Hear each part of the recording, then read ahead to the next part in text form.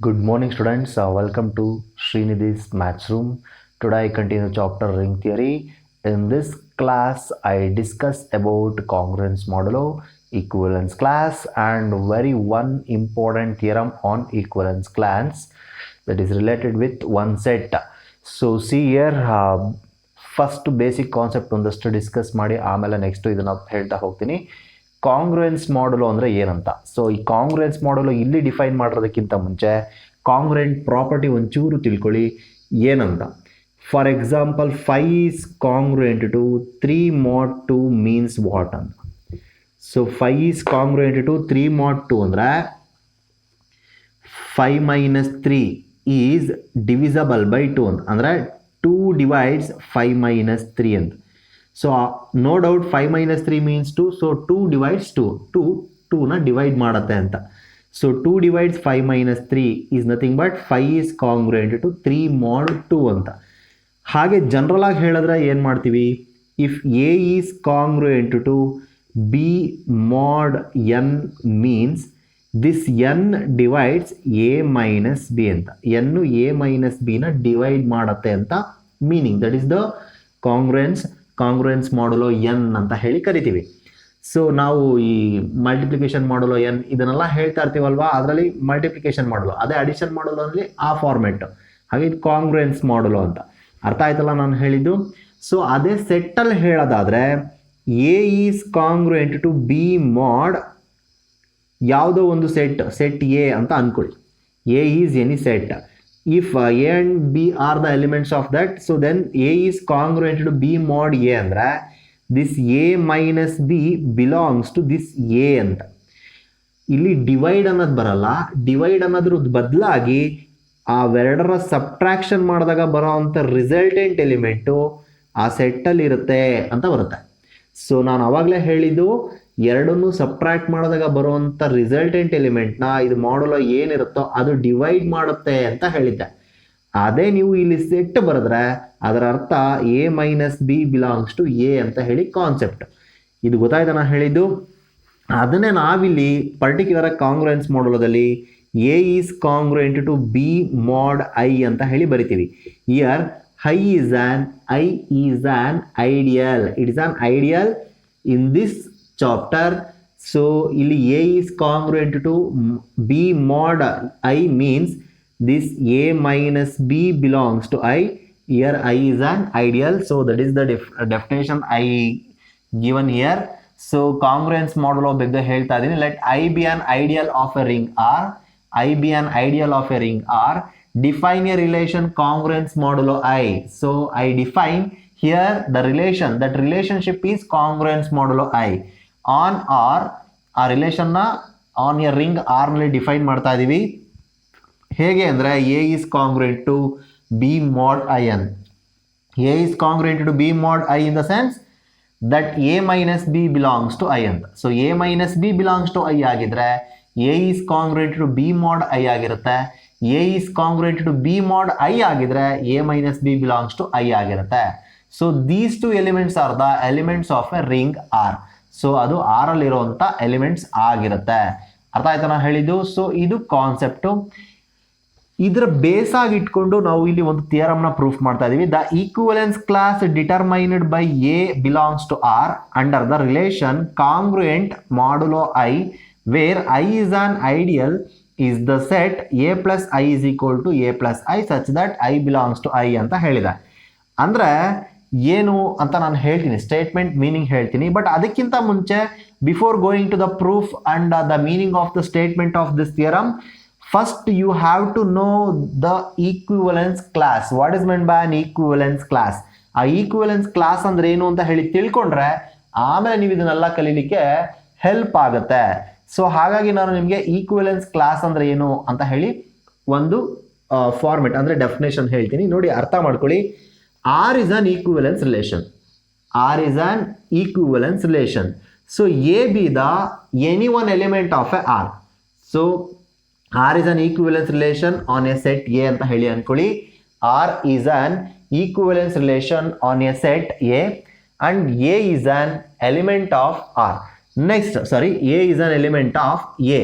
Next the equivalence class of this a is nothing but set of all elements of A such that X is related with N.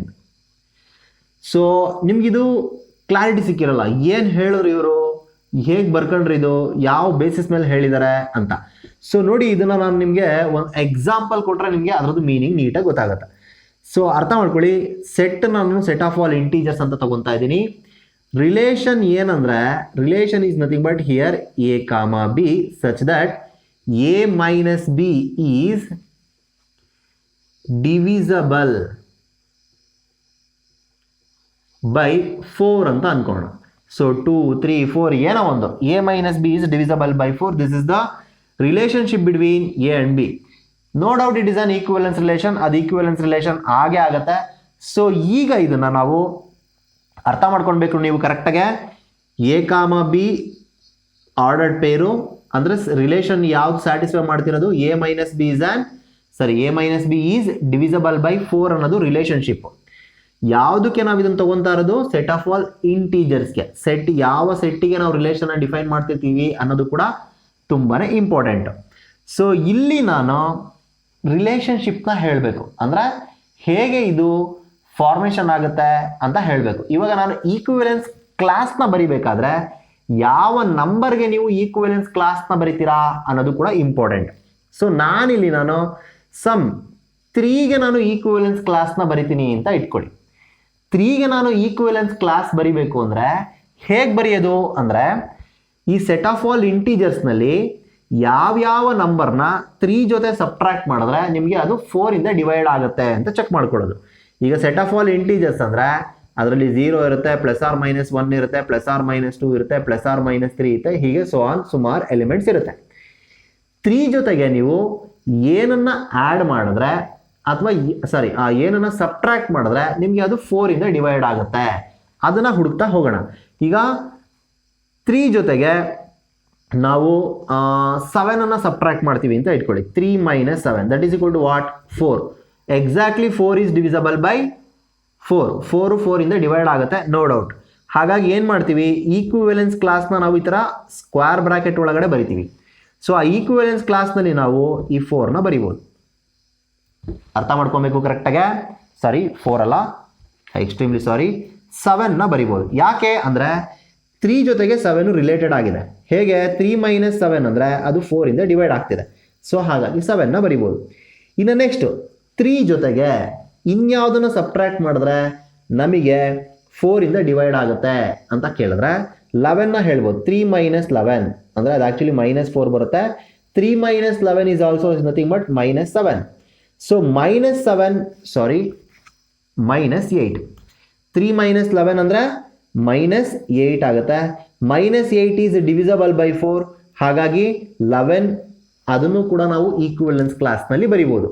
ಅದೇ ಫಾರ್ಮೆಟ್ನಲ್ಲಿ ನಾವು next ಬೇರೆ ಬೇರೆ ಎಲಿಮೆಂಟ್ಸ್ನ, ಈಗ 11 ಬರೆದೆ, ಅದೇ ಥರನ ನೆಕ್ಸ್ಟು ನಾನು 15ನ ತೊಗೊಳ್ಬೋದು. 3 - 15 is equal to -12. No doubt -12 is divisible by 4. So ಹಾಗಾಗಿ 15 is related with this 3. So on. ಇದೇ ಥರ ಫಾರ್ಮೆಟ್ನಲ್ಲೇ ನಮಗೆ ಈ 3 ಜೊತೆಗೆ ಯಾವ್ಯಾವ ಎಲಿಮೆಂಟು ಈ ರಿಲೇಷನ್ಶಿಪ್ನ ಸ್ಯಾಟಿಸ್ಫೈ ಮಾಡ್ತಿರುತ್ತೋ ಆ ಎಲಿಮೆಂಟ್ಸ್ಗಳ ಸೆಟ್ನ ನಾನು ಏನು ಬರೆದಿದ್ದೀನಿ ಅದನ್ನೇ ಈಕ್ವಿವೆಲೆನ್ಸ್ ಕ್ಲಾಸ್ ಆಫ್ 3 ಅಂತ ಕರೆಯೋದು. ಇದು 3ಗೆ equivalence class, not for other element, ಬೇರೆ ಎಲಿಮೆಂಟ್ಸ್ಗಲ್ಲ, 3ಗೆ ಈಕ್ವಿವೆಲೆನ್ಸ್ ಕ್ಲಾಸ್. ನಾನು ಅದೇ ಇದರಲ್ಲಿ 2ಗೆ ಈಕ್ವಿವೆಲೆನ್ಸ್ ಕ್ಲಾಸ್ನ ಹೇಳಿ ಅಂದರೆ 2 ಜೊತೆಗೆ ಯಾವ ಎಲಿಮೆಂಟ್ಸು ಈ ರಿಲೇಷನ್ಶಿಪ್ನ ಸ್ಯಾಟಿಸ್ಫೈ ಮಾಡುತ್ತೋ ಅದನ್ನು ನಾವು ಈಕ್ವಿವೆಲೆನ್ಸ್ ಕ್ಲಾಸ್ ಆಫ್ 2 ಅಂತ ಹೇಳ್ತೀವಿ. ಅರ್ಥ ಮಾಡ್ಕೊಳ್ಳಿ ಕರೆಕ್ಟಾಗೆ. ಯಾವ ಎಲಿಮೆಂಟ್ಗೆ ನಾವು ಈಕ್ವಿವೆಲೆನ್ಸ್ ಕ್ಲಾಸ್ನ ಹೇಳ್ತಿರ್ತೀವಿ ಆ ಎಲಿಮೆಂಟ್ ಜೊತೆಗೆ ಯಾವ್ಯಾವ ಎಲಿಮೆಂಟು ಕೊಟ್ಟಿರೋಂಥ ರಿಲೇಷನ್ಶಿಪ್ನ ಸ್ಯಾಟಿಸ್ಫೈ ಮಾಡುತ್ತೋ ಆ ಒಂದು ಎಲಿಮೆಂಟ್ಸ್ಗಳ ಸೆಟ್ನೇ ನಾವು ಈಕ್ವಿವೆಲೆನ್ಸ್ ಕ್ಲಾಸ್ ಅಂತ ಹೇಳಿ ಕರೆಯೋದು. So this is nothing but an equivalence class. So here that equivalence class determined by a belongs to R ಅಂತ ಹೇಳಿದ್ದಾರೆ.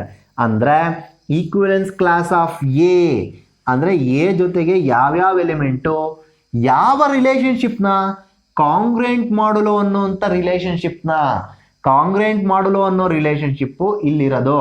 ಸೊ ಇವಾಗ A is congruent to B mod I ಅಂತ ಹೇಳಿದಾಗೆ, ಸೊ ಇದು ಎ ಜೊತೆಗೆ ಯಾವ್ಯಾವ ಎಲಿಮೆಂಟು ಈ ಒಂದು ರಿಲೇಶನ್ಶಿಪ್ನ ಸ್ಯಾಟಿಸ್ಫೈ ಮಾಡುತ್ತೋ ಅದೆಲ್ಲ ನಮಗೆ ಈಕ್ವಿವೆಲೆನ್ಸ್ ಕ್ಲಾಸ್ನಲ್ಲಿ ಇರುತ್ತೆ.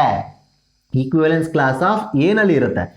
It is nothing but a set. Equivalence class ಅಂದರೆ ಸೆಟ್. ನಾನು ಆವಾಗಲೇ ತಾನೇ ಹೇಳಿದೆ, set of all elements related with a. The set of all elements related with a. ಆ ರಿಲೇಶನ್ಶಿಪ್ನ ಸ್ಯಾಟಿಸ್ಫೈ ಮಾಡುವಂಥ ಎಲಿಮೆಂಟ್ಸ್ಗಳು. ಮೋರ್ ಓವರ್ ಆ ರಿಲೇಷನ್ನು ಈಕ್ವಿವೆಲೆನ್ಸ್ ರಿಲೇಷನ್ ಆಗಿರಬೇಕು.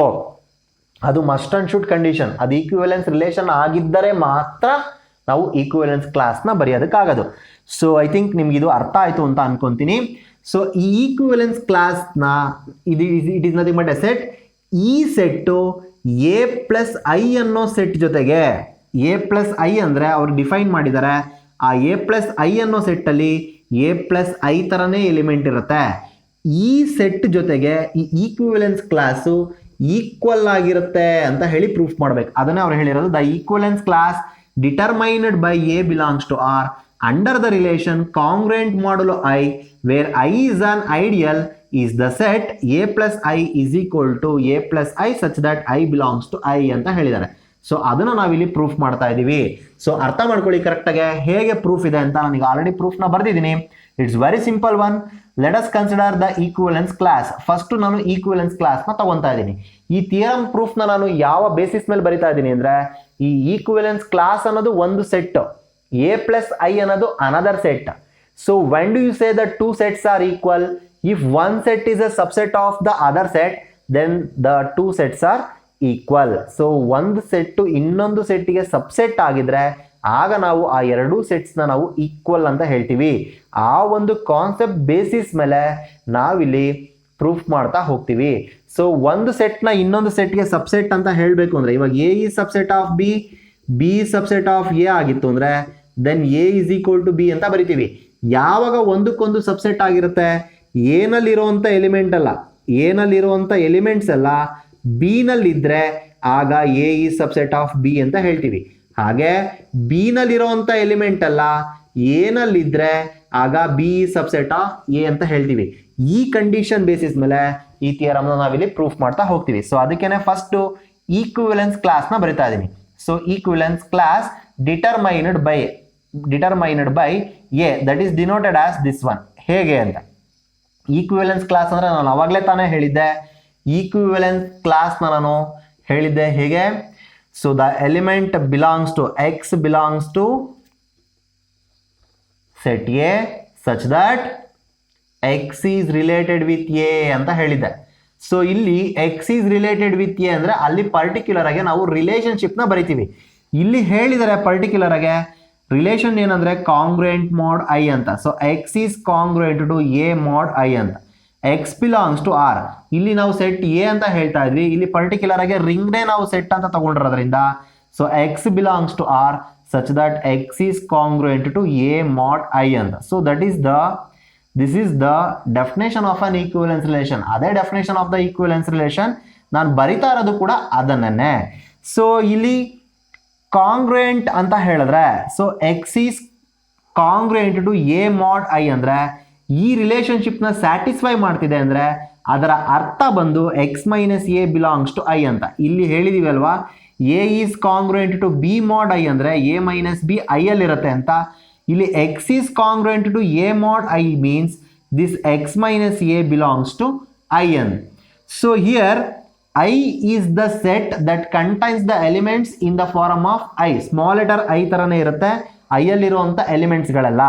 ಈ ಎಕ್ಸ್ ಮೈನಸ್ ಎ ಅನ್ನೋ ಒಂದು ಎಲಿಮೆಂಟು ಐ ಅಲ್ಲಿದೆ ಅಂದರೆ ಈ ಎಕ್ಸ್ ಮೈನಸ್ ಎ ಕೂಡ ಐ ಥರನೇ ಇರುತ್ತೆ, ಅಂದರೆ ಸ್ಮಾಲ್ ಲೆಟರ್ ಐ ಥರನೇ ಇರುತ್ತೆ ಅಂತ. Transfer this A to R H S that gives X is equal to A plus I. No doubt this A plus I is an element of a plus I because in the statement itself we denote this set as a plus I is equal to a plus I such that I belongs to I. So ಹಾಗಾಗಿ ಈ small letter a plus I ಅನ್ನೋದು a plus I ಅನ್ನೋ set ಅಲ್ಲಿ ಇರುತ್ತೆ. So x is equal to a plus I belongs to a plus I ಅಂತ. ಈ X ಅನ್ನೋದನ್ನ ನಾವು ಈಕ್ವಿವೆಲೆನ್ಸ್ ರಿಲೇಷನಲ್ಲಿ ಇರೋವಂಥ ಎಲಿಮೆಂಟ್ ಅಂತ ಹೇಳಿ ಚೂಸ್ ಮಾಡಿದ್ವಿ. ಅದೇ ಎಲಿಮೆಂಟು ಎ ಪ್ಲಸ್ ಐ ಅನ್ನೋ ಸೆಟ್ಟಲ್ಲೂ ಇದೆ ಅಂತ ಹೇಳಿದ್ರೆ ಈಕ್ವಿವೆಲೆನ್ಸ್ ಕ್ಲಾಸ್ನಲ್ಲಿ ಬರ್ತಿರೋವಂಥ ಎಲ್ಲ ಎಲಿಮೆಂಟ್ಸೂ ಕೂಡ ಎ ಪ್ಲಸ್ ಐನಲ್ಲೇ ಇದೆ ಅಂತ ಹೇಳಿದಾಗಾಯ್ತು. ಸೊ ಹಾಗಾಗಿ this equivalence class is a subset of a plus I ಅಂತ ಹೇಳ್ದಂಗೆ. ಅಂದರೆ ಈಕ್ವಿವೆಲೆನ್ಸ್ ಕ್ಲಾಸ್ನಲ್ಲಿರುವಂಥ ಎಲ್ಲ ಎಲಿಮೆಂಟ್ಸು ಎ ಪ್ಲಸ್ ಐ ಅಲ್ಲಿ ಇದೆ ಅಂದರೆ ಅದು ಅದಕ್ಕೆ ಸಬ್ಸೆಟ್ ಆಗಿದೆ ಅಂತ. Next a plus I is a subset of equivalence class ಅಂತ ಹೇಳಿ ಪ್ರೂಫ್ ಮಾಡಬೇಕು. ಹಾಗಾಗಿ ನಾನು ಒಂದು ಎಲಿಮೆಂಟ್ನ ತಗೊತಾ ಇದ್ದೀನಿ ಎ ಪ್ಲಸ್ ಐನಲ್ಲಿ. ಸೊ ಎ ಪ್ಲಸ್ ಐನಲ್ಲಿ ಈ ಎಲಿಮೆಂಟ್ ಇದೆ ಅಂದರೆ ಆ ಎಲಿಮೆಂಟು ಎ ಪ್ಲಸ್ ಐ ಥರನೇ ಇರುತ್ತೆ. ಬಿಕಾಸ್ ಎ ಪ್ಲಸ್ ಐನಲ್ಲಿರುವಂಥ ಎಲಿಮೆಂಟ್ಸ್ಗಳೆಲ್ಲ ಎ ಪ್ಲಸ್ ಐ ಫಾರ್ಮೆಟ್ನಲ್ಲೇ ಇರೋದ್ರಿಂದ ಸೊ ಅದು ಎ ಪ್ಲಸ್ ಐಗೆ ಈಕ್ವಲ್ ಆಗಿರುತ್ತೆ ಅಂತ. Next transfer this A to L H S that gives y minus a is equal to I. So y minus a is equal to the small letter i ಅಂದರೆ ಈ I ಅನ್ನೋದು capital letter i ಅಂದರೆ ಐಡಿಯಲ್ನಲ್ಲಿರ್ತಕ್ಕಂಥ element. So ಇದು ಐಡಿಯಲ್ನಲ್ಲಿರುವಂಥ element ಅಂದರೆ ಇದು ಇದಕ್ಕೆ equal ಆಗಿದೆ ಅಂದರೆ ಇದು ಕೂಡ ಐಡಿಯಲ್ನಲ್ಲೇ ಇರುತ್ತೆ. ಹಾಗಾಗಿ Y minus A belongs to I ಅಂತ. This y minus a belongs to I in the sense by the definition of congruence model of this.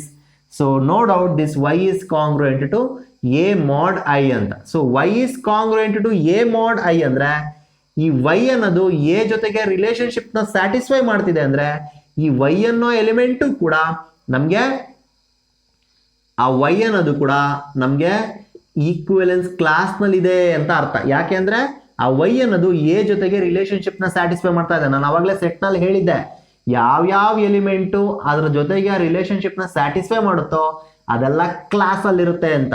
So Y ಕೂಡ ಎ ಜೊತೆಗೆ ರಿಲೇಶನ್ಶಿಪ್ನ ಸ್ಯಾಟಿಸ್ಫೈ ಮಾಡ್ತಿದೆ ಅಂದರೆ ಆಟೋಮೆಟಿಕಲಿ ಆ ವೈ ಕೂಡ ಈಕ್ವಿವೆಲೆನ್ಸ್ ಕ್ಲಾಸ್ನಲ್ಲಿರುತ್ತೆ ಅಂತ.